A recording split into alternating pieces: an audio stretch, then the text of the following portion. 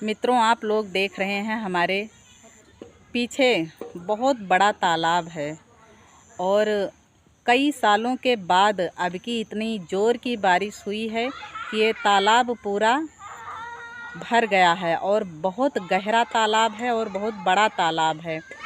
और इसी तालाब के किनारे से एक सड़क गई थी उस पार को, जिधर आप लोग देख रहे हैं मतलब घर बना हुआ है। तो गांव के लोग ही हैं वहां बाहर निकल करके सकिस्ती के कारण बाहर घर बनाए हुए थे। तो इसी तालाब के बीच से रास्ता था और उधर लोग आते जाते थे। मित्रों, पूरा भर गया है, बहुत तेज़ की बारिश हुई थी।